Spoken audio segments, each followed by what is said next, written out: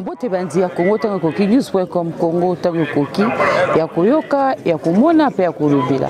Na basi lelo tozali le 4 août 2021 puis wapi otozo sepela makasi donc groupe na biso ya pa jeune donc Ijiki ekokisi 70 ans. Ya wana biso nyos tomati awa ebele. Ya wana ezaka pona 70 ans na te. Donc bandako o biso ba jeune totonga eza susu inauguration ya bandako wana donc na yebisi ke tolanda biso nyonso bokebi boso nde tobandi lelo ti mokolo tokosukisa na fete na biso tolanda biso nyonso bokebi boso.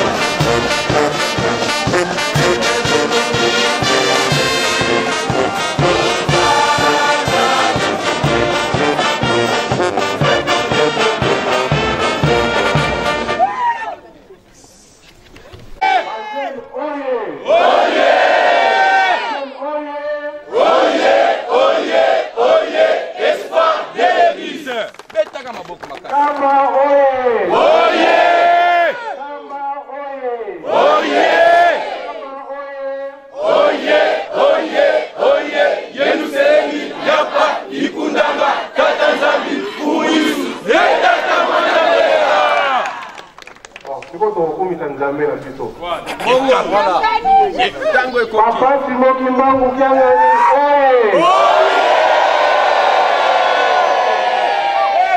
Papa Simon Kimbangu Kiangani, oye! Papa Simon Kimbangu Kiangani, oye! Oye! Oye! Oye! Papa Simon Kimbangu Kiangani, Mwana Zola, Waizola, Waizola, Kaka Kaka, Yeni Kaka, Yeni Kaka, Yeni Kaka. Na 51, le 4 août, Ndé Papa, balakisaka yo vala ba jeune. Lelo ba jeune no ba monani awa ezali échantillon ya vala ba jeune no wana. Papa, ya solo to kopeso merci. Mais to kopesa masolo to zala ngoli boso na yo te soko to sengi bolimbisité pamba te etamboli na biso liboso na yo papa ke ozalaka malamu te.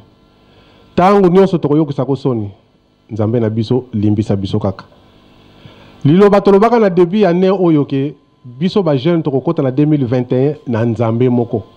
To tanga ko Nzambe wana Papa Simon Kimbangu Kiangani. Pamba te to yebite 2021 centenaire à Lingomba 2021 photo kumisa yo. Biso ba jeune to lobaka to kokota na Nzambe moko Papa Simon Kimbangu Kiangani. Ya solo papa ndengo moni ba jeune lo bazali awa to tondi na papa sa ndenge na ndenge. Yonde butoko sisa yango. Pamba te papa mfuma mbanza alobaka likambo. Alobaka ete mokolo tata ko ya nyonso oyo biso to promettre bino nde yenda ko ya ko pesa bino yango. Papa biso tanto ko mona kayo et surtout ndeko temi liboso na biso ete to yebete yonde ko sisa passe na biso yonde ko longola yango. Papa bongisa ba jeune. Tozotala bana poto ko to ba yete Angola yete Congo Brazzaville moi échantillon yé pona nini pona paso to tondi nangwa. Paso to tondi nango na mokili na biso. Mais na tango yo naso ko kanisa likamoko esalamaka papa yo telemaka ke siko telemi wana. Ezalaka un certain 17 mars na fête ba flûtiste. Animation zo salama awa na ngambu wana ba flûtiste mo bazalaki wana na air animation bazolo ba papa longola coronavirus. Yo li loboza ko pesa ezali petit problème e ko longola ngo. Bana wana pe bazalika ko insister na air animation. Papa longola coronavirus yo ezali petit problème e ko longola ngo. Bandeko na biso ya presse bazu yango ba balancer na réseaux sociaux etamboli na mokili mobimba. Lilobo yo lobaki ete ezali petit problème e ko longola ngo. Kasi papa toza ko senga kete maladi wana papa banda na yo ba mona ngote. Toyoka meto mona ngote yo moko yebindi ko bongisa na bunzambe na yo. Pambola biso bana no bayawa na tina mususu te pona ete yo pambola bango. Bazo mapamboli ya solo totona maladi ebele bele banzoto na biso eki mili musu ezali te biso to kobeta ka tolo epa na yo Papa Simon Kimbangu ba jeune yo nde kaka bitoko longola ngo papa mutu mususu azana yete wo mususu ba kosala ka wana papa to yebi na biso ezala ngo ba passe temps mais yo Nzambe na biso yo nde longola biso na kanisa tozaki nango yango wana na komba tata mwana pe molimo santo amen. Kimbangisme oye! Ba jeune oye! O kombo ya Nzambe tata mwana pe tata molimo santo. Papa Simon Kimbangu Kiangani. Nzambe ya kimona meso. Nzambe kati na bana ya bantu. Mosikoli. Papa nini tokosenga? Oyo yo oyebite 1921 2021 100 ans. Tango ba musicien bayaki likambo yebisaki biso awa ete soki bozali ko butangomba pasi ezalaka kasi soki ngomba esili pasi wana bokokanisa yango lisusu te parce que bokopema mwa moke. Awa oyebisaki biso ete ngomba na biso esili tozali kopema. Elingi koloba ete sima ya kopema toko continuer et certainement toko kota makanisi na biso liloba na yo okosala na banani. Papa Simon Kimbangu Kiangani biso tozo continuer kaka kozongisa yo na maye yo moko osalaki mikuwa ya pamba kasi na bolingo pe na mawana yo obongolaki yango. Mikuwa wana biso nde tofukami awa lelo ya solo mingi toyekoli makambo oyo ekokani te. Bamosusu avec conscience, bamosusu par ignorance, bapasi papa pasi na banza coronavirus azoboma na ye mais pasi yango nde ezoboma biso mingi pamba te soki lelo ba tension eye na tina ya bapasi kuna nde bamakanisi eyeli biso mingi. Bana na biso bangoyo la jeunesse, bana na biso bangoyo tata mwanda velela yango to mitunaka est-ce que biso surtout la génération ko banda 1950 tina lelo tozo sepelate, est-ce que biso bobongisi la biso kaka pasi tonini ton limité pamba te yo moko pe ozali jeune pasi yango ozali komona yango. Bosale la biso papa limbisa biso to sengi bongo la biso ndenge obongo laki mikuwa ekomaki nango batu pe basale laki yo. Bongo la biso ndenge obongo laki ndika ya kopola kaka kumpenda aliaki yango. Lelo soki tokei na lukengo famille yankaka kumpenda tokomona bango ke biso oyo bana ya muta kumpenda oyo aliaki ndika. Donc elingi koloba ete ezali légende te mais c'est une histoire vraie. Papa biso tokokenda biso musika te. Na 1 Corinthiens chapitre 15 kuna tomoni ke biso nyonso tokokufa te bamosusu kobongo la biso yango wana papa elike na biso batata na yokoko na biso na bana na biso papa yoke la biso mawa obongo la biso po ete tozala utile na miso na yo okombo ya tata ya mwana pe tata Molimo Santo. Kimbangisme oye, bajeune oye,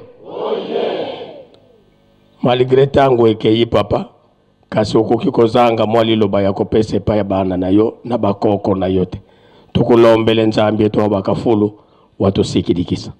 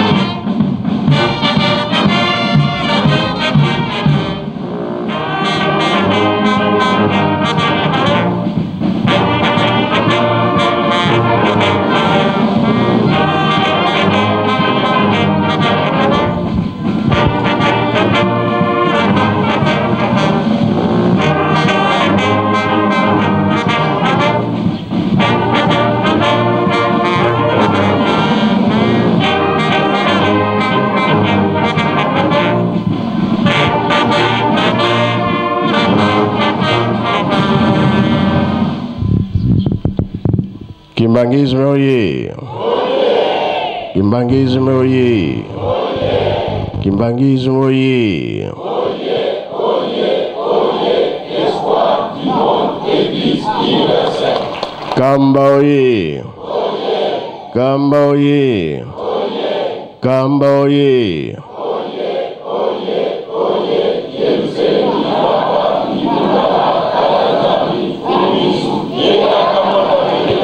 Bajeno oye! Bajeno oye! Bajeno oye!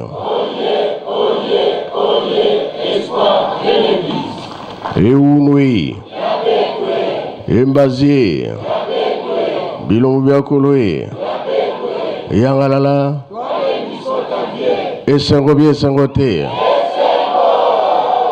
qui est ce voga, qui est ce kui, Tsai voga, Tsai kui. Merci. Na komba tata mo na pe tata molimo centre. Soki ba pesi bino bilanga. Bozali kosala, bozali kosala. Tant bozali kosala, botale nano na sima. Est-ce que tosali mingi bina tosali mingi te? Totala bien totala te. Biso ba jeune. Siko totala nano na sima. Oyo nyonso tozali kosala soki eza ndenge nini. Mlinga na moni tozosala. Tosali pe ya mingi. Tosali nano tube tosali te.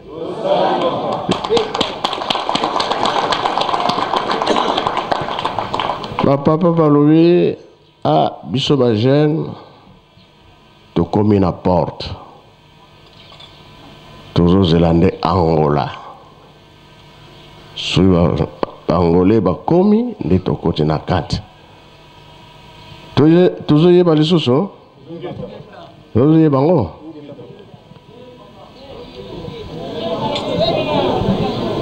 Nangola trouble ezaki makasi.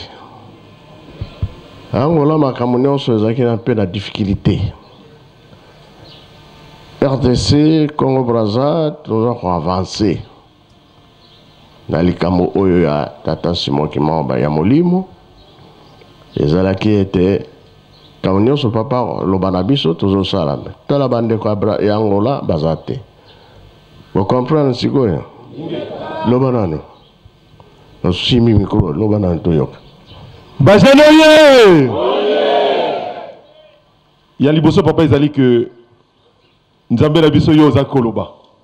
Biso bana tozali appelé ya kolanda attentivement malako yo zali kopesa biso. Na likambo lobaki ya Angola papa o rappela biso yango plusieurs fois awa que RDC na Brazzaville tozali ko avancer. Mais ndenge batata balobaki Angola azali kotikala kasima. Tozali kozala pour que bango pe bakoka ko rejoindre biso tokoka kosala nzela moko tokoka kokota nzela moko. Merci papa. Zalaki bongo be bongo te. Bongo papa. Tomoni que tokoma ensemble. Ezalaki pape Léopold II, je crois. Jean-Paul. Et Foya Nangola. Sikoyo papa bengi papa wanani aya avant papa ya kuna Nangola aya na Kinshasa. Ozoye ba lisusu hein? Oyo bazalaka na ntango wana. Sikoyo papa wanani asali retard. Nde azwaki ba papa mponda bazaki combien? Faut bazala 3. Bino bokene na mbanza Congo kozala pape. Ya yela ki na nzela Brazza deja ba papa mponda bake papa wanani aye na retard na Kinshasa. Yo na yebisa ki avant ya papa ya yo zala awa na Kinshasa na peso programme. Ye ya ki na retard. Et déjà tinda ki ba papa mponda bakenda avant bazaki misatu. Tant papa yekuna ke kukuta ba papa mponda de na tango wana na mama nkako Papa tango ya kuna alobaki nini? Kolo Yesu azali nani? Moto Bwindo. Avandu wapi? Na Yangola. Anora Angola eza wapi? Awa na eza. Yimoko papa mutu alobaki? Ingeta. Siko bozoyeba liso te. Toyebi po. Bazenoye! Bazenoye! Bazenoye! Oye, oye, oye. Espoir de l'église. Nzambe na biso ndenge ozali kolobela ezali bongo. Papa ye moko mutu alobaka. Dieu est noir. Et Jésus-Christ est africain, il est au nord de l'Angola. Bazenoye! Nord y'Angola. Ezali wapi? Awa. Awa na kamba. Ingeta. Bazenoye! Papa ozali nzambe. Tango tolobaka yango ezalaka par complaisance te. Tolobaka na conviction, c'est-à-dire tozali convaincu que Tata Simon Kimbangu Kiangani azali nzambe, azali liboso na biso. Papa oyebi yango très bien. Ngaite. Bazenoye! Bazenoye!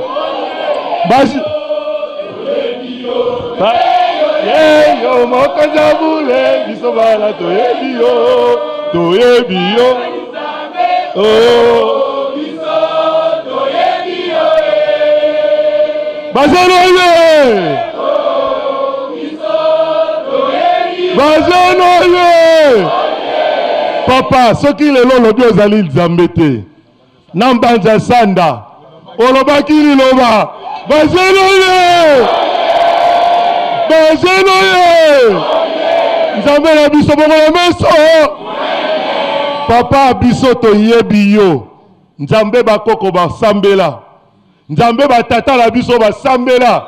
Ezali nzambe biso tozali kosambela. Pe bana na biso bakosambela kakute kute. Azali nzambe oh.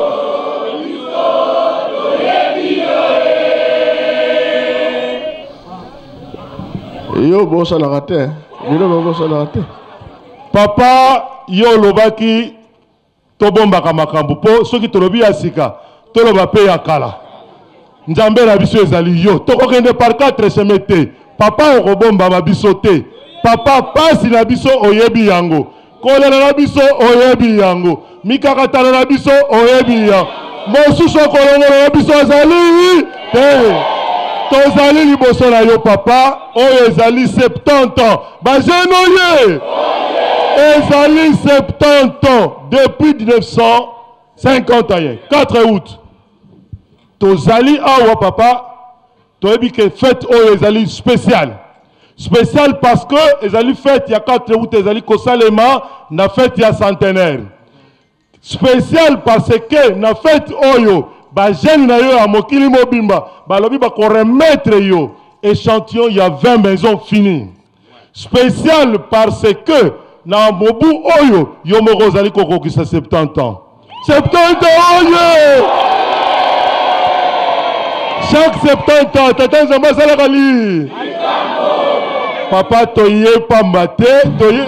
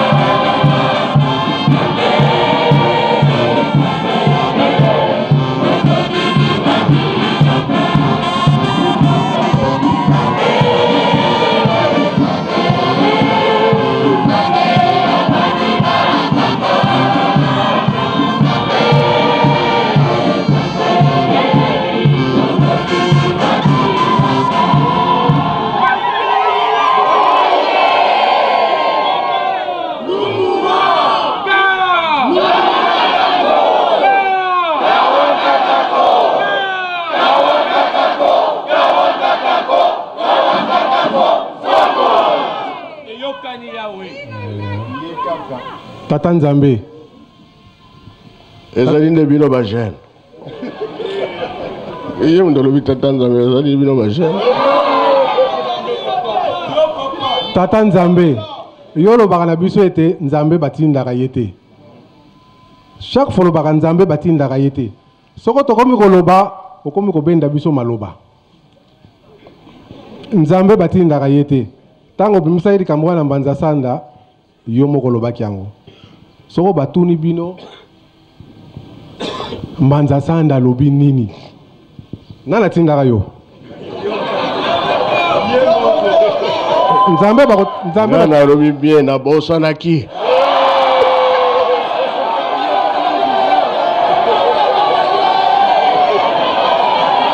Bajene mbala liboso na wiki Nzambe abosani biso to yebi Nzambe abosalaka te yo moko lobaki na biso yango soko batuni bino mbanza sanda lobi nini olobi yango tina suka Tata Nzambe Molimo Santo Papa Simon Kimbangu Kianga biso te papa avant le bango biso yebaka yo lobi yango pour confirmer biso peut-être biso misusu tozalaka na mo ba doute pour to longa ba doute o confirmer ngo yango na papa biso yeli boso na yo to yebike yo nde Nzambe okende boye ozonga boye biso to yebike yo nde Nzambe bino moko batu bolobi ngai te.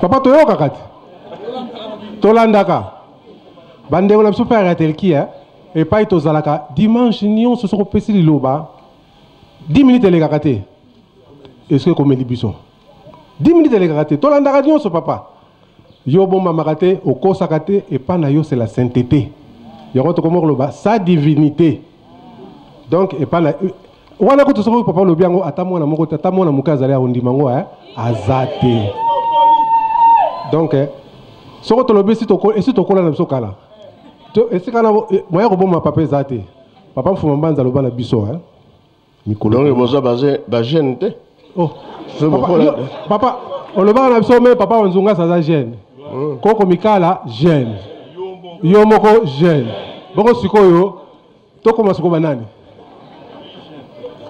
bavie oyo babombaka mandefu nde bavie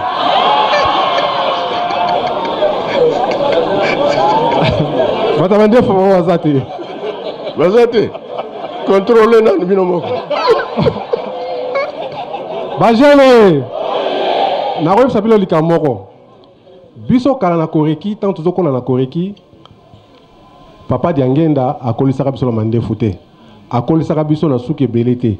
C'est un message au papa azopesa biso lelo tokola na mandefu te tokola atana ba babenga ngo nini ba moustache ba kino babenga ngo bana langage babenga ngo zéro faute tokola na ba zéro faute wana te. Donc c'est un message au Nzambe azopesa biso toyebaka kozala na suki mingi te toyebaka biso ba jeune tozala na mandefu te peut-être ba maman balataka ba chaînette biso ba tata tolataka ba chaînette te tolataka ba bague ebele te à part bague à mariage toyokani papa malobi pa na yo olobi bien na yo toyokani kasi nga nazoloba nano po tozonga nsima te tozala makasi wana ekontinue tolemba te toyokani bapapa balobaki bien tozazola Angola ntango likambo wana esalami bango mpe bakomi kolanda biso sikoyo na 87 nini ezalaki na 87 100 ya nani esalamaka bien na leta bapapa bazalaki wapi bozalaka te bakino elekelaka wapi leta ntango abengaki bongo leta Mobutu asalaki nini réhabilité nani Tata Simon Kimbangu na 91 le président a réhabilité Tata Kimbangu. Mais au bimisi na bolo côté. Et puis ça qui m'a retard, papa le bien, après 20 ans. Alors, jeune, c'est pas là qu'il y a ma casse de jeunesse. Alors, papa va tiki biso. Avant de tiki biso, je vais kende boy. Na kende. Machine aki, na bomba naki, ko bimisa nani? Koko Kinzembo. Ti nyonso esalamaki o Kazangulu na kendaki. Mboka ni susu Mambulu na kendaki. Place nyonso ba otindanga nazo kende. Iya tiki biso ko kisima kam nyonso. Ngana tuni bongo mama mwira no après. Okay. Autant que Tikali, officiellement l'État, photo solo la toyeba, papa a sauté, il y a une place. Pour la Mikanda, ça qui passe bien passé. Merci papa. Mais de côté là qui est en haut, tu vois qui Mikanda, officiel. Burundi, 2006, tout ça la Guinée. Conférence internationale. Conférence internationale. L'amphithéâtre, théâtre. Hein? Oui. Voilà, toujours qu'il y a des Tous allez kokende. Maman Kimpavita Babo Makaye, en 1706. 2006, comment il combien 300 ans, 3 siècles. Bozo Salabé, Bozo Salate. Bajene Bozo Salabé, Bozo Salate. Bozo Sala. Pour la relaxa, misale Tata Simon Kimbangu na Mokili. Conférence wana bayaka ebele na monde. Tie bayokolala na nkamba. Balobi tomoni makambo na biso. Avant que tu papa kufa salaki tout la jeunesse, asenga ki ba savant du monde. Bayaki be bayaki te. Bayaki. Ozo sala bien ozo sala te. Ozo sala papa. Yo ba jeune hein. Merci papa. Bon, 2009 tout ça qui n'est. Exhumation à maman, oui. Pour ya wapi. Nankamba. Tout ça qui bien tout ça qui. Tout ça qui papa. Wana nyonso eza compté. Ba jeune bazo sala. Ba jeune bazo sala. Ba maman pe ba tata bazo sala. Ti tolobi ke elobama na ye moko tata molimo centre. Que bato mayele bakoya ko témoigner misala na ye. Bayaki be bayaki te. Bayaki papa. Na date ne? En 2011. 2011. Deuxième conférence, c'est ça qui en 2011, papa. 2011. Bato mayele bayaki be bayaki te. Bayaki. Ya monde, hein? Ingeta papa. Bon, sikoyo. 2010, tout ça la ganine. Roi Ayakiao. L'État a organisé. Banganganza Mignonso. 50 ans, tout ça va payer et c'est comme moi. Nakenda Robi, Nakenda Rate. Ah. Bajel, vous avez ça, vous avez ça la tête. Vous avez ça. Si Konga lobaki ke Tata Kimbangu. Soki tata na bino bakangi bana bazaka leste passe na passe to komi na porte to lingo to kota na lobaka bino na lobaka te olobaki papa ebisaki bino ke etikali moke soki oza na libanda lingo kota soki oza na kifunda eza na moto porte yango okitisi nano po kota bien tokotaka na kifunda na moto te papa tokotaka ndenge. C'est Mukumba et puis au côté Nandako. Et si quoi makambo eya raté kambo yi. Oui zali que révision procès. Ozalaki yo moko? Kimbangismo ye. Na komba tata mwana petata molimo sant. Papa nazala kinga moko te tozala ki cet avocat. Cet avocat Kimbangisi ezali bana oyo moko obokoli. Okolisi opesi biso mayele. Nde otindaki biso tokende kosala musala wana. Papa nalingaka ko rappeler loko moko. Tango tobandi kosala procédure ya révision à procès. Tokutanaki na kakatano ebele pambate ezali makambo eleka na 1921. Et na génération na biso moko te parmi biso roi kozala même ba papa na biso. Papa yo mizalelaka pambate ezalaki yonde bakangaki. Tango ba complication ebandi koya na ndenge naza jeune boye bakanginga. Basenoye. Papa ozali nzambe ozali muto mukilo ete. Oyaki kovanda na biso ozwa corps pour que oko partager na biso pasi.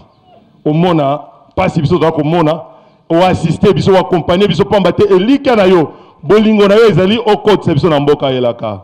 Ba jeune papa mais non. Tango tokomi na ba procédure wana et meki ko compliqué biso mukolo mususu to travailler jusque très tard na ba 22 heures to panzani makanisi donga to vandi sa place moko ezalité to zongi toke kolala mutu na mutu azongi na marque na ye mais na butu moko kati na biso mama Rite Lukembela de oyo azali awa membre ya cabinet asali ndoto azali kolota biso ba avocat ndenge to zala ki 7 basi bazaki boni papa moi c'est azali ka moko mama Rite Lukembela de sikoyo amoni na kati ya ndoto tozongi on dirait tozali ko travailler ndenge to vandaki mais amoni mutu mususu aye pembeni na biso mama Rita yebisi alobi mais yo to yebi yo te oye ko sala nini awo alobi te ngape na za avocat mama Rita alobi te yo za avocat te oza soko za avocat Kimbangisi c'était pas mbate biso to miyebi tozala cassette ba jeune ye tata wana yebisi alobi te ngape nazali avocat comme bino siko mama Rita tuniye kombo na ye nani habité ngai maître Simon Kimbangu. Bazenoye! Ozalaka, ozali, pe okozala. Papa ezali yo moko muto pesa ki programme, yo moko muto accompagner biso et yo moko muto exécuter yango. Papa honneur, louange, nyonso pa na yo. Merci papa.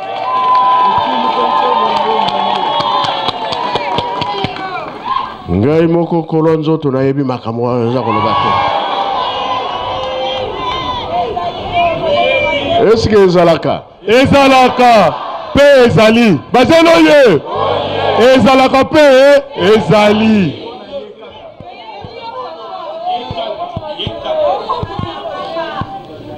Bon suite ezaki ndenge. Papa tango aussi oyebisi mama Rita na butuke yo zali kati na biso tongo etani to zongi avant même to zonga to bengani non makambo ezali to ya tokutana to komi to kutani papa oyo ezalaki ba difficulté to kutana ki nango na jour passé jour to yeko bandela misala nyonso ekomaki kokende comme si c'était sur des roulettes ezali kokende enfin Tokeyi ko plaider à faire wana devant la haute cour. Yo moko nzambe comme opesaka elaka, il faut ba réhabiliter yo. Oyibaka te, ofingaka mutute, obundaka te, mais oyaki pour la mission noble. Yakobi sa mutu mwindu. Mutu ango yaki ko obiki sezali banani. Papa biso yo. Mutu mususu te, oyaki pour la kobiki sa biso. Opesi mundele 1 quart. Au promettre biso 3 quarts ndeto yawa papa ba jenoye 70 ans eza spécial papa pesa biso ndeto vandi awa tokobima pamba te ba jenoye papa soki pona mabunga tozali batu papa représentant ville sainte alobi obongola kandika kopola mikuwa ya pamba ezongi batu pe esaleli yo ebongo biso papa s'il vous plaît kokangela biso motema te tozali bana génération oyo esila te papa kobombama biso te papa kanisela biso ekende kokanga motema etankenga moko jeune bazeno ye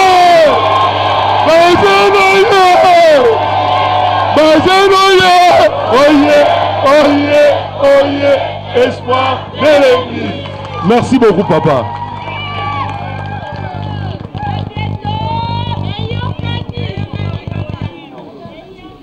Eyokani nasali sous erreur alors.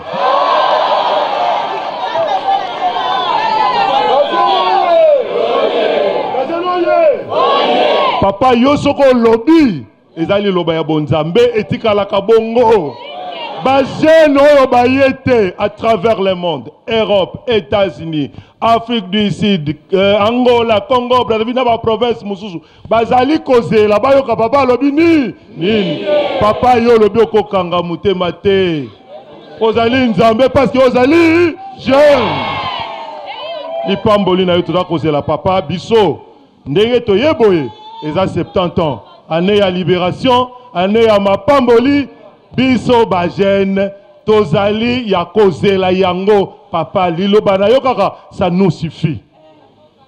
Oh naza koma bientôt 70 ans naza ka jeune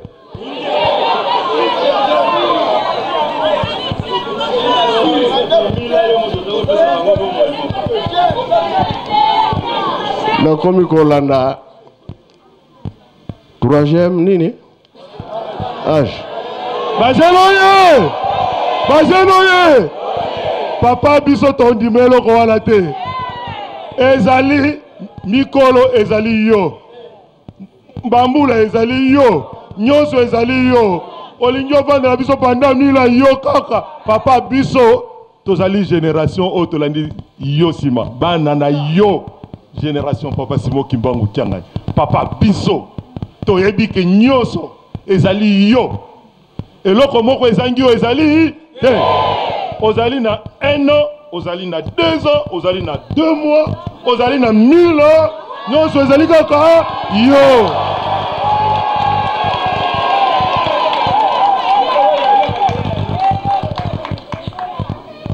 Oui, azalaki na 7 figures. Donc c'est quoi na loa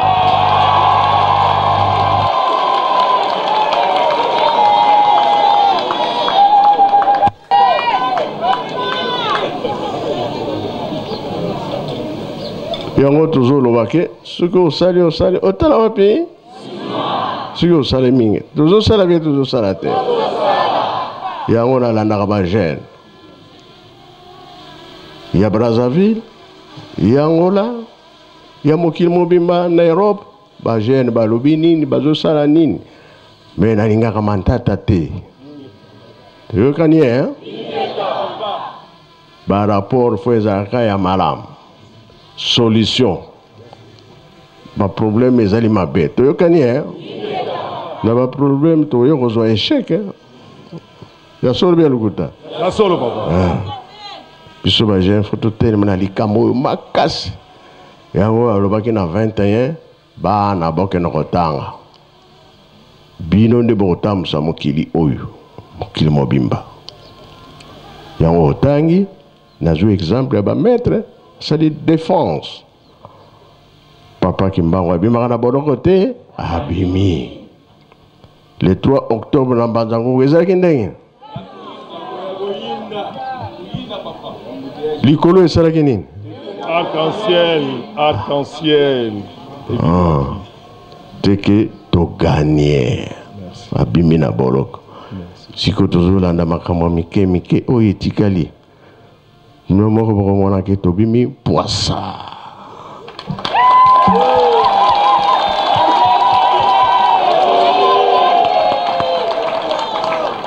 force wana fo euta na biso bajeune batato baza koconduire biso bakontinue koconduire biso na banzela ya bien tobima nini bino kaka. Oui, biso kaka, bongo banani.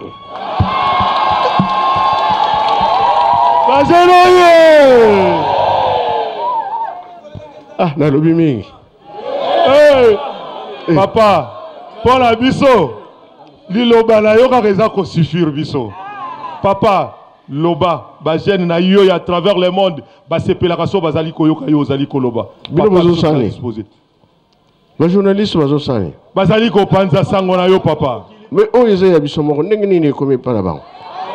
Ba jeune papa biso ba tozali awa tozali kaka échantillon. Ba jeune batikali batindi biso toya liboso na yo to senga yo pour que yo loba na bango bango pe ba miyokela. Oui, eza ya solo parce que bakokaki baya kaka ba maladi otozolobela. La frontière esali nini kangami. Soki maladi ezalaka te ngana yebiti awa nyonso plein. Ebiso batoye pilipili ya moke. Esalaka nini? Boya en forme. En forme. Tout le temps, là, on a. Bakolonioka? On a na moto. On a les loups. To sidisi na komwa tata mwana pe tata mulimo sana. Amen. Ba jeune oye. Nzambe tata molimo santu tomoni ete. Ye ayebisi biso pilipili ya moke. Alingi amona biso na mosala oyo tokosala na makambo ya botongi ya nkamba. Pilipili ya moke yango wana eswaka.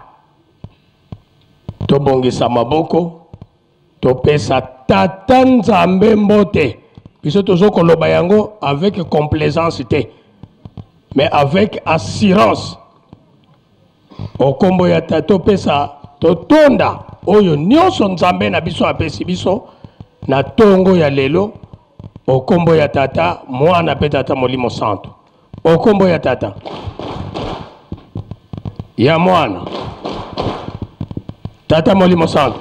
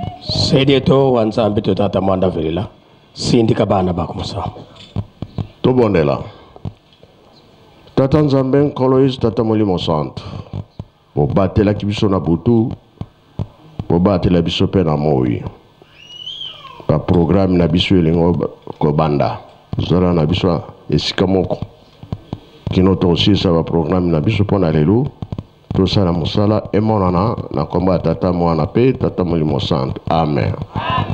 Luenda kambote.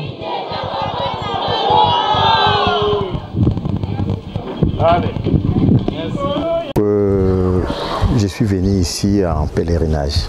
Heureusement, au début, je ne savais pas j'ai quand même participé aux festivités, puisque nous l'avons trouvé ici. Bon, nous avons trouvé aussi intéressant de participer, mais au début, notre périple c'était plus pour le pèlerinage, découvrir ces hauts lieux saints dont on a toujours entendu parler. Et arrivé sur place, nous avons été émerveillés par l'effet que ça apporte, une paix physique et une paix spirituelle. On se rend compte qu'on rencontre quelque chose de vivant. Premièrement, c'est que j'ai pu découvrir cette force spirituelle qui habite la colline, dont nous avons toujours entendu parler. Mais lorsque vous arrivez sur place, vous ne savez pas quand est-ce que ça vous envahit. Moi personnellement, je me sens très fort spirituellement par rapport à ce que j'ai pu découvrir, et puis la bénédiction que nous avons eue de la part de Papa Simo Kimbangu qui nous a accordé cette faveur nous rend fort spirituellement. Donc en réalité je ne sais pas comment vous l'expliquer physiquement, mais à moi je me rends compte que c'est que de la manière où je suis entré ici, ce n'est pas ce que j'ai présentement en partant de ces lieux. Ce que je vais dire, c'est que celui qui trouve l'occasion, peut-être je dirais physiquement, qui trouve l'occasion de venir en ces hauts lieux saints, comme je l'ai dit, de venir, mais je pense que ça ne sera pas peut-être de leur volonté. Pourquoi moi personnellement, c'est depuis 2018 que j'ai émis le vœu d'arriver ici, mais aujourd'hui on est en 2021 que je suis arrivé. Je pense que c'est la volonté de Dieu, c'est le Saint-Esprit qui va le conduire, mais c'est très important d'arriver ici. Vous sentez quelque chose de différent lorsque vous venez.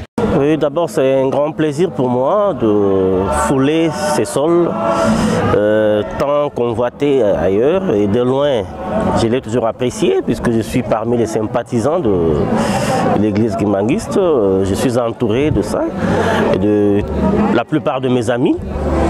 C'est ainsi qu'à cette occasion, j'ai sollicité et obtenu une invitation pour venir moi-même assister, voir comment cette jeunesse entreprenante, cette jeunesse courageuse, travailleuse aussi, et je n'ai peu qu'avoir de bonnes impressions pour ça, et surtout que c'est ma première fois d'être ici. Oui.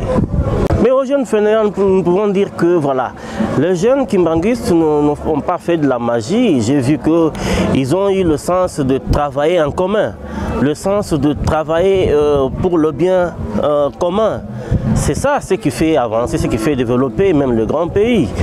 Et lorsqu'on le fait individuellement, ou soit on travaille pour soi-même, rien ne bougera. Vous avez vu, j'ai vu même de loin la cité là, construite par les jeunes à l'air frais, et voilà, ils sont forts, ils se sont battus, ils ont mis les idées ensemble pour faire sortir du sol une œuvre commune qui va profiter à toute la communauté entière. Quelque chose à ajouter, que je remercie le père spirituel qui est qui a le bâton de conduite ici, puisque j'ai vu qu'il y a une organisation très remarquable.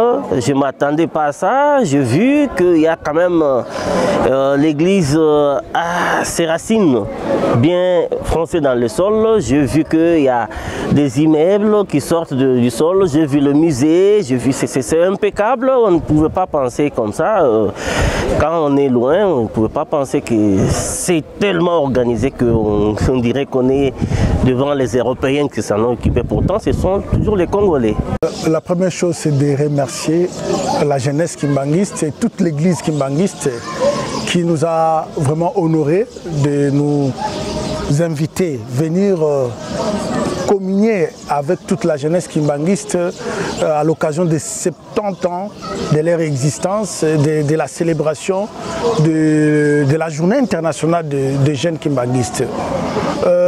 Nous sommes très heureux parce que nous avons vu à l'œuvre, palper l'œuvre de son envoyé spécial, l'envoyé spécial de Jésus-Christ, Papa Simo Kimbangu, À travers son représentant qui est là, le chef spirituel et représentant légal de l'église kimbanguiste, il nous a réussi avec beaucoup de joie. Nous le remercions, notre papa, notre chef spirituel qui nous a donné des conseils et qui nous a aussi encouragés par rapport à ce grand travail de rassemblement de jeunes. Et par rapport à ce travail, nous lui avons aussi exprimé notre volonté, et hormis les cadeaux symboliques que nous avons aussi contribué à l'équipement du salon de la maison des jeunes kimbanguistes, nous lui avons exprimé notre engagement de participer à construire une maison des jeunes au nom des jeunes des confessions religieuses, réunis en union des jeunes des confessions religieuses. Donc c'est notre expression de soutenir cette œuvre, de participer à cette beauté spirituelle et matérielle qui se réalise au niveau de l'église kimbanguiste. Bravo, et nous disons un coup de chapeau pour cette belle cérémonie, cette célébration que nous avons passée depuis le temple, le message qui montre réellement que la jeunesse kimbanguiste est très forte. Comme nous le savons, vous avez été reçu par le chef spirituel. Que pouvons-nous retenir durant votre tête-à-tête? Ce que vous devez retenir, nous avons reçu les bénédictions du chef spirituel et il a promis à ce qu'à chaque fois qu'il y a des manifestations au sein de cette église, nous serons toujours invités pour que nous puissions aussi exprimer cette union, communion avec fraternité avec la jeunesse. Pour arriver jusqu'en Cap, est-ce que vous n'avez pas regretté d'être ici en Cap de Jérusalem? Merci madame, sinon pour nous c'était vraiment un pèlerinage, une très grande joie à partir du centre d'accueil. Là nous étions reçus pour venir jusqu'ici, nous étions très bien reçus et nous avions aimé l'ambiance parce que notre départ du centre d'accueil jusqu'au niveau de Kamba, c'était vraiment une ambiance de concentration, de prière et on sentait qu'on se rendrait à un lien saint, à un lieu où nous allons bénéficier de beaucoup de choses. Voilà, en bref, ce que nous avions retenu pendant notre parcours jusqu'ici, plusieurs temps de concentration, de prière, et nous avions reçu même les enseignements sur la doctrine kimbanguiste à l'intérieur de notre transport de bus. C'était trop bénéfique. Parlons de votre parcours dans la cité sainte de Kamba. Vous avez quelque chose à ajouter? Pendant notre parcours, vraiment, depuis hier, nous étions très bien reçus et nous félicitons beaucoup plus les services protocolaires. De là où nous sommes logés jusqu'ici, on est très bien reçus et on a toujours envie de poser plusieurs questions afin de comprendre plusieurs choses. Et les gens nous répondent avec joie, avec amour. Vraiment, c'est ce qui nous a plus marqué et ça nous donne la soif de revenir plusieurs fois afin d'apprendre davantage sur le kimbanguisme. Monsieur le Bizet, vous avez été reçu par le chef spirituel et peut-être bientôt vous serez en train de voler. Qu'est-ce qu'on peut retenir de tout ça? Merci beaucoup madame pour la question. D'abord, je voudrais remercier la jeunesse kimbanguiste qui s'est mobilisée pour l'effectivité de cet anniversaire. 70 ans, c'est déjà beaucoup. Et là, au moins, coup de chapeau aux organisateurs, au service du protocole et à tous les jeunes et tout le kimbanguiste. Alors, notre visite au niveau des musées, nous avons été beaucoup plus enrichi par l'histoire parce qu'il y a de l'histoire qui est racontée par les étrangers, parlant de Simon Kimbangu qui était pour eux un simple noir qui voulait tout simplement, c'est-à-dire rébeller les autres noirs, alors que ce n'était pas ça, c'était tout simplement une mission divine. On nous a même rappelé que lui-même il refusait cette mission, vous voyez, parce que la tâche était plus grande. Il était catéchiste au niveau des protestants, alors prendre cette mission à bras le corps pour continuer à changer l'esprit de l'homme noir, alors pour lui c'était une tâche très lourde.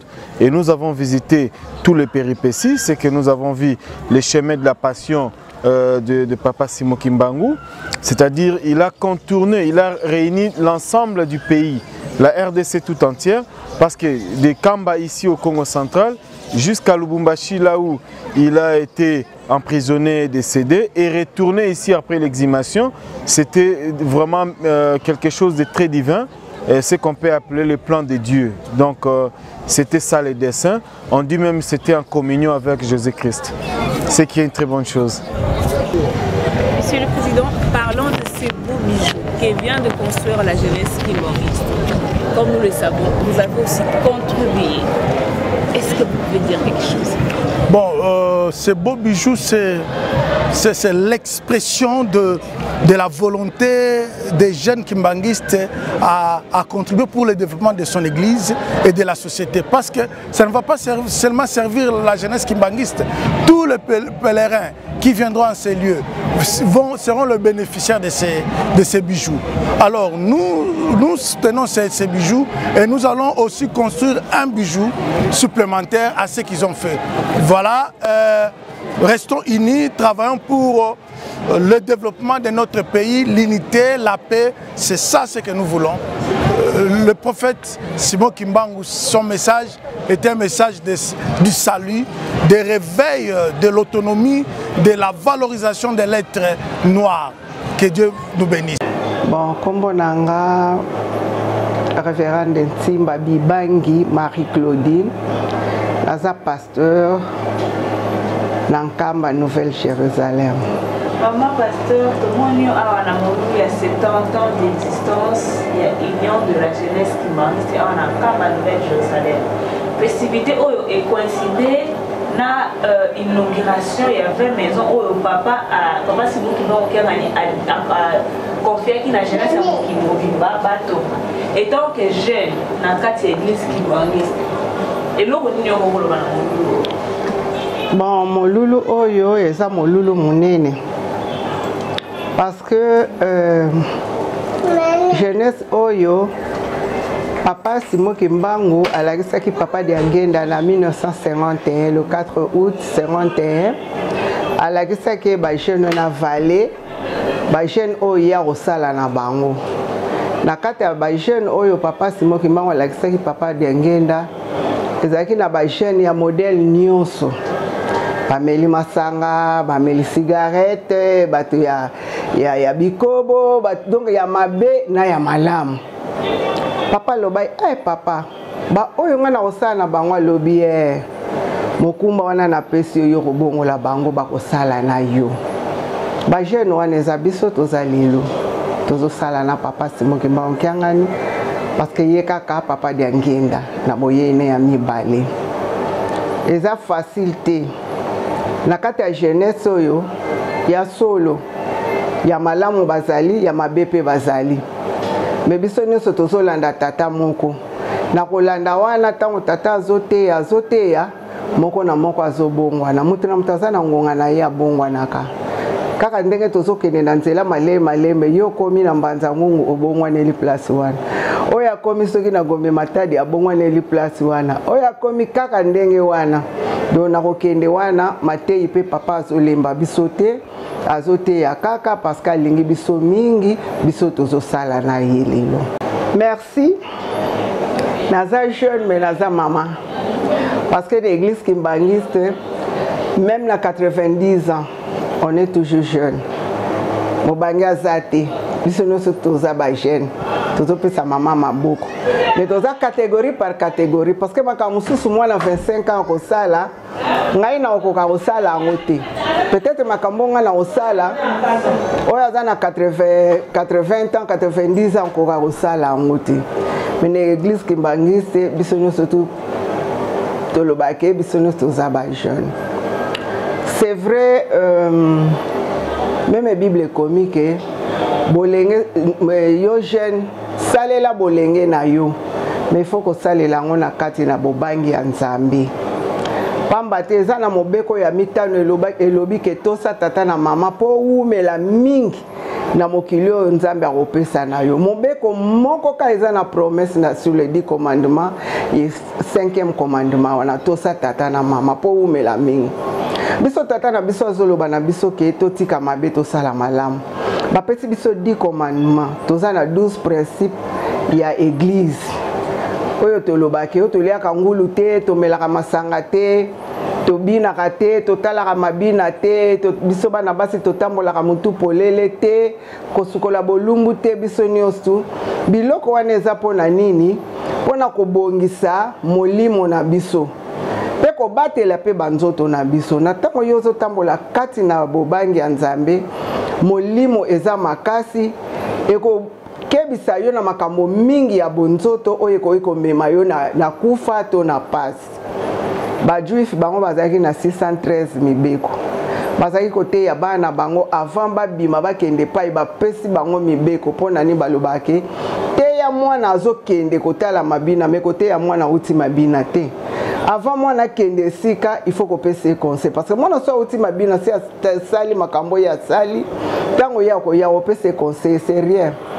Mais biso bateyaka biso mpona koprévenir biso tokoya na mabete mibeko nde ekobomba biso mibeko ekobatela biso mibeko yango nde ekopesa biso lokumu. Lelo so balobi ke koyiba te soki nake koyiba bakoki koboma nga so babomi nga na mbeli te na kobeta te mutu nga na yibeli biloko soki aza motema malamu te esali epasi akoti ndako ya nganga abebisi nga ozomona mobeko ezobatela nde biso bajene ebongi kaka totosa mibeko batata na biso soki babotaki biso babokoli biso ti biso tokomi boye bakomisaki misala na bango ya lingomba tina suka paske batosaki. C'est vrai mabe ekoki kozanga te mais papa alobi bonzoto ezala muke mais tolekisa bonzambe pour dire que toyekolaka kosala bolamu tomekaka kolanda kosalela posa ya tata Nzambe oyo avandi kati na biso yende tata na biso ye Nzambe na biso yende koko na biso ndenge bajuif balobake Abraham ye azaki patriarche na bango bazaki kotosa ye mutu me bazaki kotosa ye ebongo biso tovandi na Nzambe. Bakonzi oyo baotambusa ijiki kobanda na base ti likolo. D'abord, na remercier bango parce que c'est facilité. Papa Diange na bandai koloba. Malamu na tambu sabanyama. Omoni ba meme o ko encadrer bango facilement parce que baza la même morale. De tolobaka. O alinga kende boyo beti nzete ayeboye ti okomisa bango.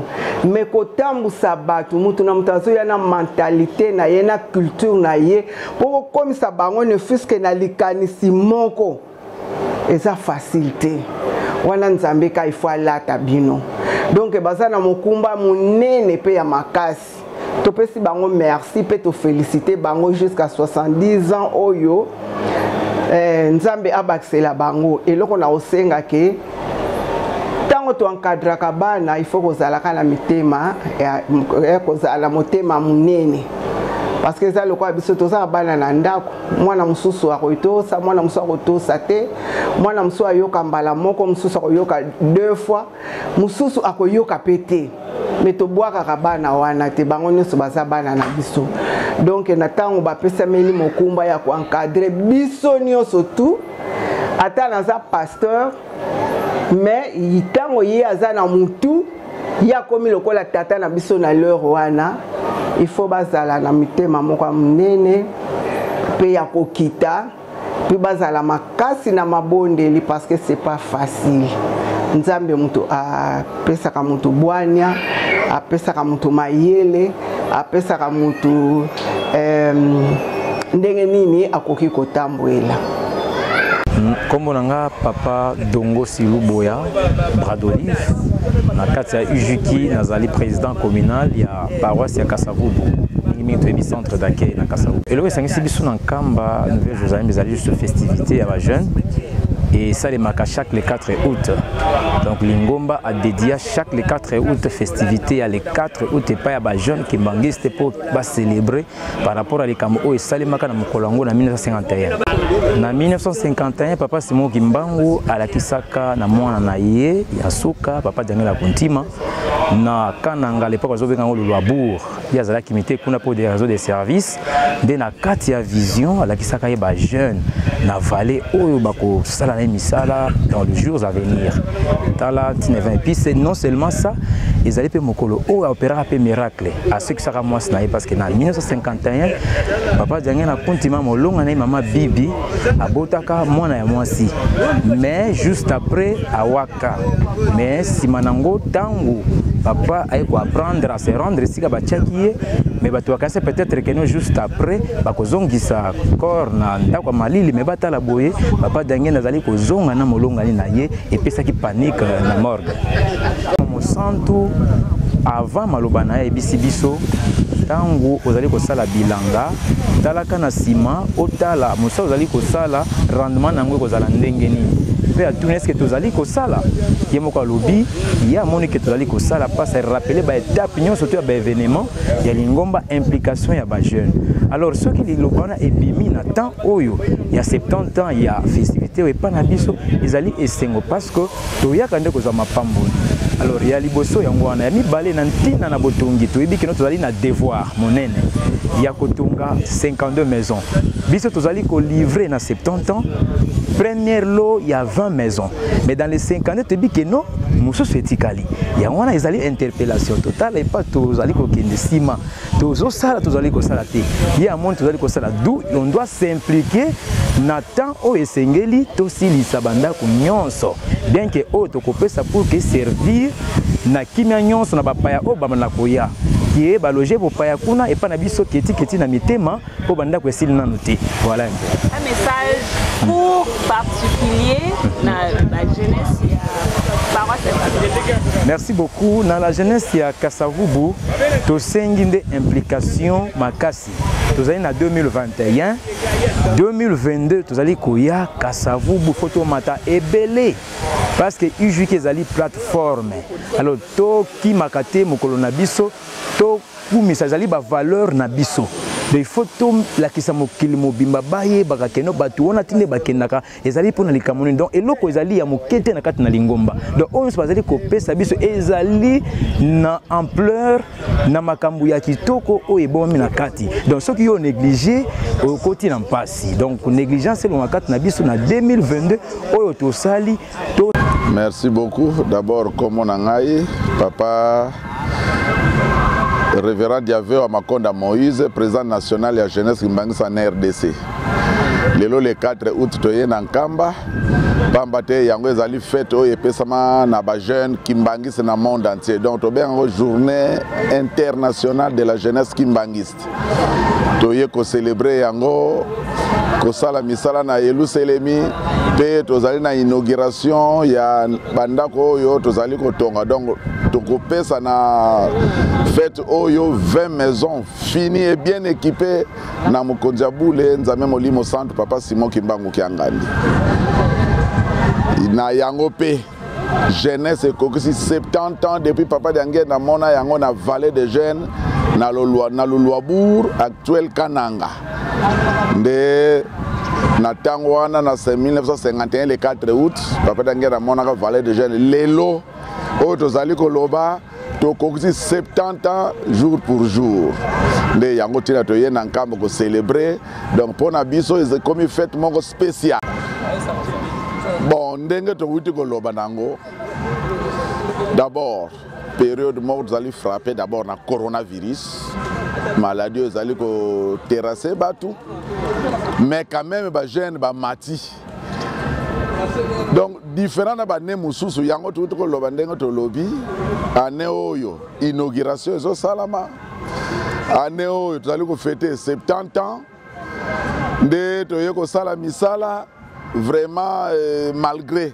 difficulté mais ba jeune ba mati donc particularité yango wana oyo to pesi et puis ce que tel même côté ba province sous yakate mais ba province wana yé vraiment eza moi et mingi et cette fois-ci na monis ba province ndenge ba ya na 4 5 mais cette fois-ci tant on a répertorié to comme même na 10 11 provinces au matina nkamba awa donc vraiment ezali un peu différent par rapport à l'année passée ba jeune d'abord soki tolandi message ya papa Tongo ye abi ye azali jeune akoki kokangela biso motema te. Alors soki ye aza jeune akoki kokanga motema te bongo yo jeune kimbangiste yo kokanga motema pourquoi tala ndenge baninga bazali komipesa na misala mais ti lelo baninga bazali nani ya kolala pongi ba eske ezali kozala kaka tosengi na ba jeune nyonso ya RDC tango bozali kolanda ba émission oyo tolamuka tozali koluka nde lipambolo ya biso nyonso papa ye moko lelo t'observer papa depuis abimi na message na ba intervention ekoti papa azali ka nesengo d'ailleurs l'église eleki pona nini esengo papa azali nango pona biso ba jeune ya biya azali jeune soki papa azali jeune bongo yo jeune oyo fani na ndako zoko se comparer na papa donc message azali ko pesa tomi pesa poto silisa 52 maisons papa pesa tant to ko pesa lo ya 20 maisons et silité misala ezali ko continuer siko yo ko fanda kaka na ndako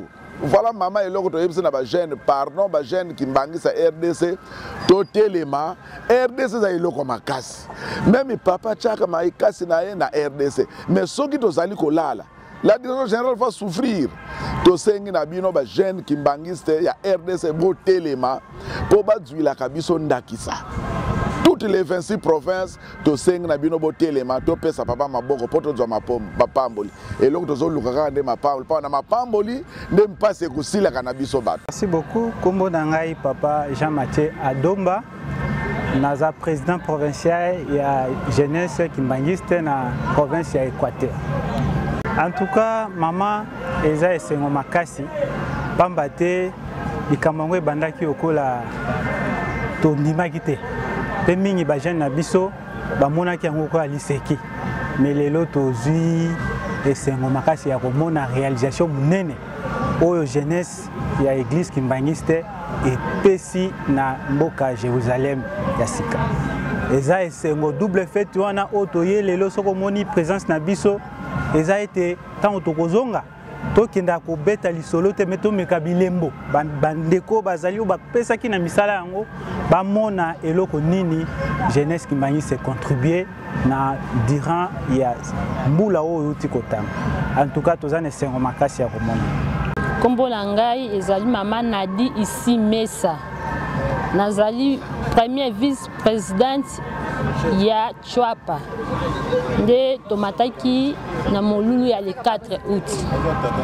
En tout cas nazana esengo makasi pe esengo nazana yango nalingi nakomisa yango mpa na bandeko na ngai tozala na posa ya kotongela tata molimo mosantu tomataka nkamba mpona kosaba jete tomataka nkamba mpona kozwa lobiko mpona koluka mapamboli soki tosepelisi tata mokonzi ya bule biso tozwi mapamboli mais soki tata mokonzi ya bule asepeli te biso mpe moye topambwama eza te tokobanda kolela kaka lelo pasi lobi pasi donc il faut tosepelisa tata mokonzi ya bule pamba te ye apambola biso na oyo tozala nango posa.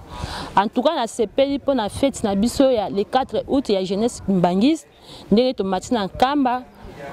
En tout cas pour la province na ngai ya Chwapa tomataka penza le 4 te mais pour na bonene ya tata Simo Kimbangu nde apesi biso makasi yango tomati na nkamba pona kokumisa ye nde nazali kolendisa bandeko na ngai tozala na posa ya kosala tata Nzambe.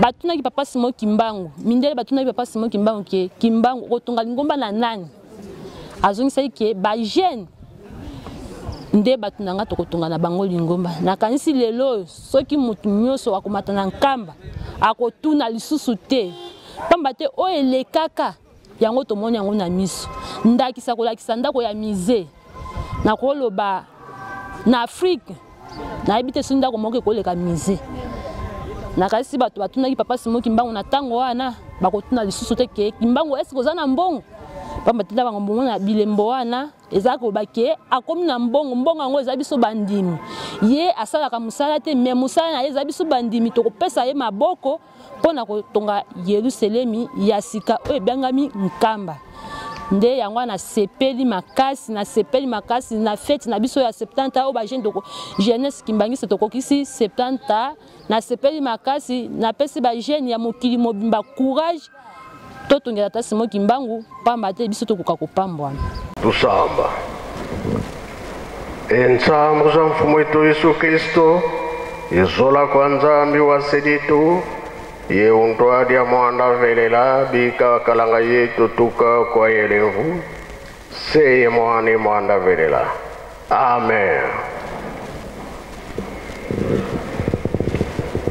Nakomba tata mwana pe tata Molimo Santo tolandaki matei na biso tata Pasteur nde mutatei biso abandelaki na banzembo ya bayuda ake na mibeko mikanda na ye asuka toyoki tobomba tosalela mpo na mokolo wana tobika biso bajeune tondimi tosalela tata Nzambe ezali malamu mpo na nini bisengo ya mokili ekotikala nango soki okufi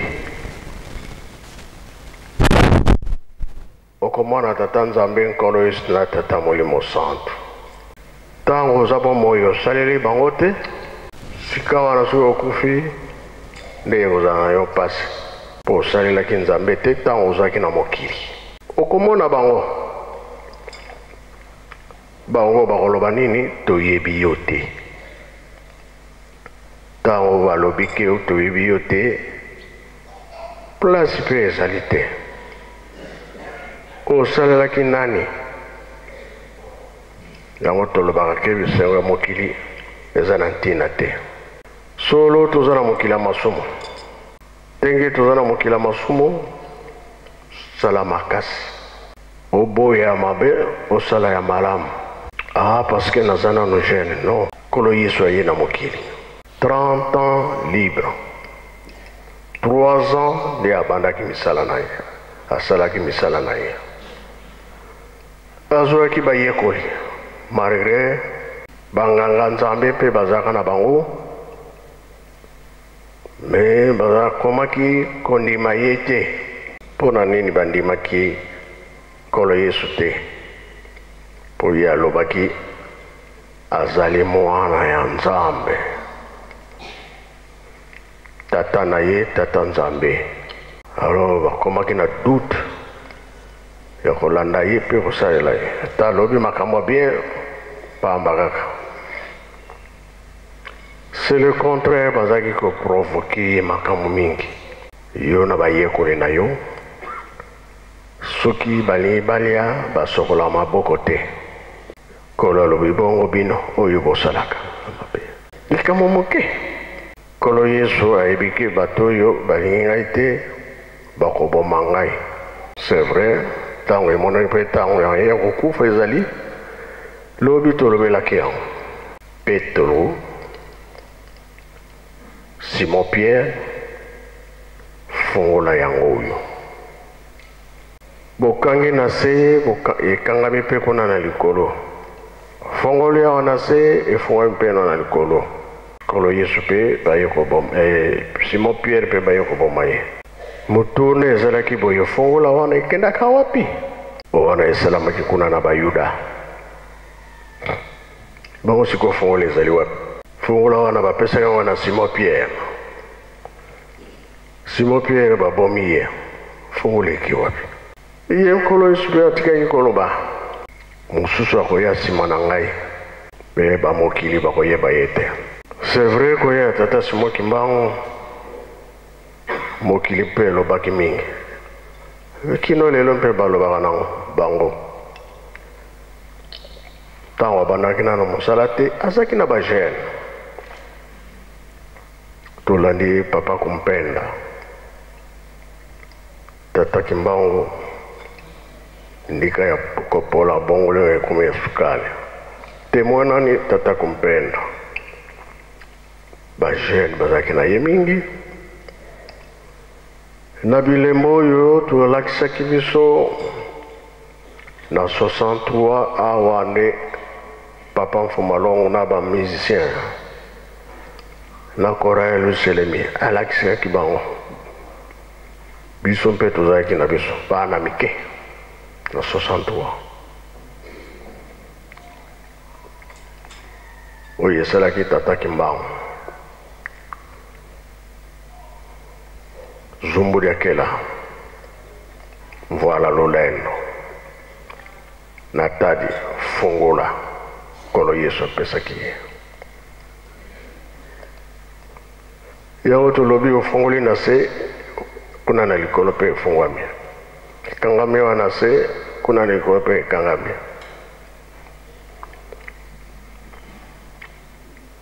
biso nde loposo moyindo kolo Yesu nde alobelaki biso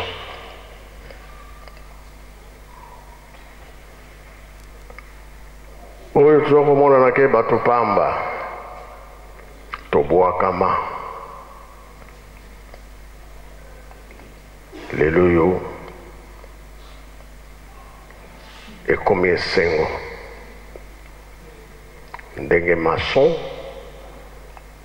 abwaki libanga eza na ntina te atya na fondation me atali arekipere yango atia yango na fondation me na coin mpona nini na coin mpo emonana partout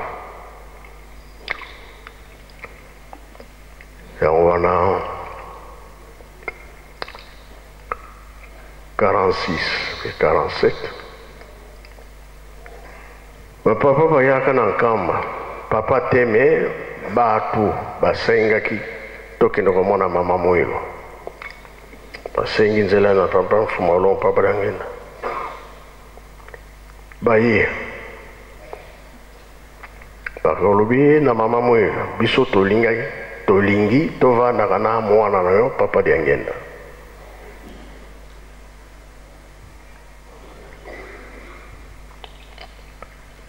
mama Mwilo andimi kasi apesi bango conseil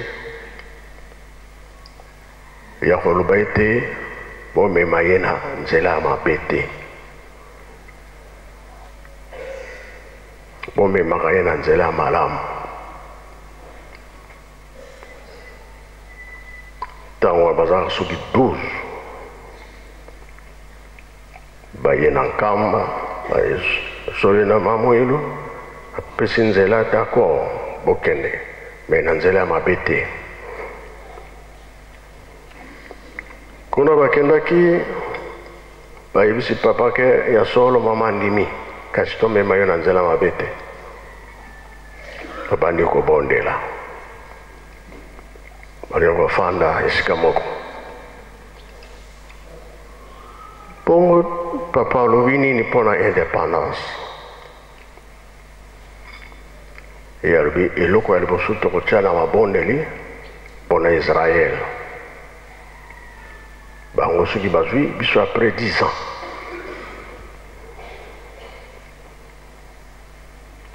mpona nini bato bazalaki na mpasi nde biso me na Israel mpe bazalaki na mpasi basekaki kolo Yesu biso tokanisaki ye aye kobikisa biso me atiki biso so na bowumbu yango na papa Kimbangu alobi tobandela nani mpona bango papa Mfumalo bazwi programme a 48 indépendance ye sanza ya mai biso na 60 eloko ezanga valeur me elobami ekangami na se ekangami na likolo efungwami na se efungwami kuna na likolo makambo ya tata Nzambe soki olobi orate papa azalaki na bajeune na 51 le 6 avril papa Mfumalo ake kotala papa Kimbangu na Lubumbashi mbula ebetaki na butu wana afukami na mbula na ye mai ekomi ntina bajeno basololi esili abi yo nde kobimisa lingomba osimba lingomba ngai nazali leki bayaya bazali te yo kaka. Si c'est comme ça, papa komelanga mokanda nalakisa bayaya papa kisolokele na papa dia lungana nde asalaki mokanda avandaki wapi na kananga papa azalaki mite na kananga na 51 azalaki kuna ntango akomi na kananga papa kulutu mpe ayaki kuna comme vacances auti na tiela soki papa liangenda ake na mosala akokota na biro ya papa liangenda otalaka mikanda yaliya komona mokanda wana papa kimbango akomelaki papa pakulutu keleki na bino ye nde akomema lingomba konja lingomba papa kisoloki ntango amoni yango esalaki epasi na motema pasi ya mabe te kasi ya koloba mpona nini papa akenda kokoma mokanda soki alobi na ye biso tomoni likambo wana ekosala biso pasi te sele papa moto alobi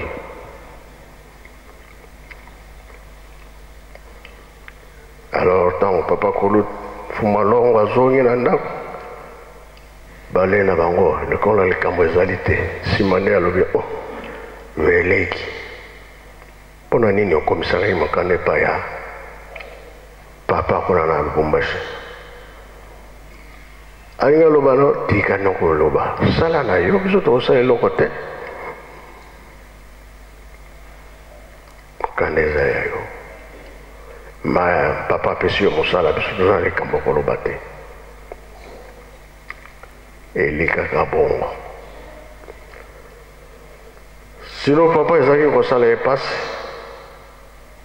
mosala oyo bapesaki ye na 51 na avril akikomona papa kimbango na août le 4 août papa kimbango alakisi evade ya bagene kasi mokolo yango le 4 mama mfuma longo aboti mama Christine kuna hopital baboti mama kufi baminganga mpo bayebisa papa mfuma longo bazobanga na bango bazobombele makambo papa mpe amoni ke mama na ndako aza te alandi na hopital rien baexplike non papa mpe directement akoti na ye amoni mama bayebisa aza kokufa na morgue ye moko akoti ake kozobimisa ye oyo bakengelaka balobi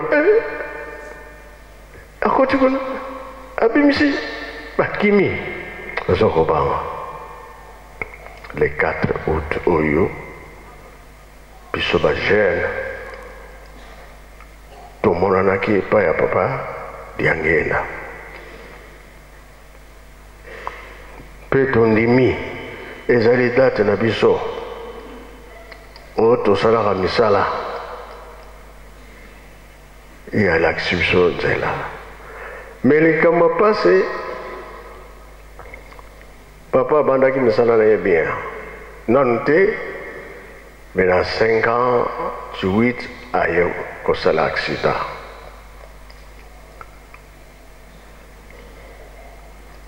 tolingaki tozala ndenge nini soki atikaka biso parceke na accident balobi na ye kokufa bie kobika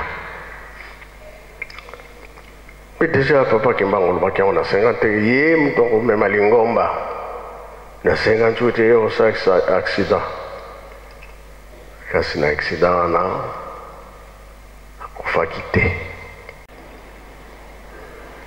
papa fumolo papa liangenda asengaki susu ntango soki mokili ekufi ezala pasi asengaki ntango asala lisusu le 12 avril baye ana nkamba pesi ba carte mama mwilo alobi na papa liangenda ntango na ye ekoki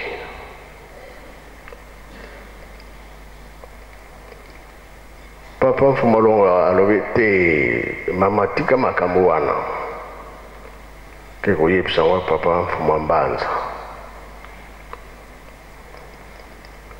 tala mama makambo azosala ngai papa mfuma mbanza ye na mama mwilo me ndenge nini ozosala leki boye mama mwilo alobi yo oyebi makambo wana te ntango nango ekoki avani calme papa mfuma longo papa liangenda aye kundima pesi ye makambo nyonso le 27 avril mama mwilo atiki biso atiki makambo nyonso lelo biso bagene tomonani ndima ozali jeune ndima mpe telo atuni nkolo yesu totiki bafamille tiki mama na bana okofuta biso nini nkolo yesu alobi pomo ya seko pomo ya seko ezalaka nini okufi lisekwa ezali kati na yo kasi soki okufi oyoki ke nayebi yo te lisekwa ekozala na yo te mpona nini tokangaka mingi kosambela oyo ya mokili yango te ya likolo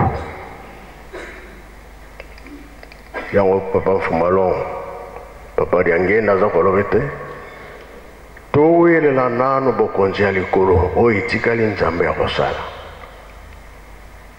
obotami bien bambula boni tosalaka na mokili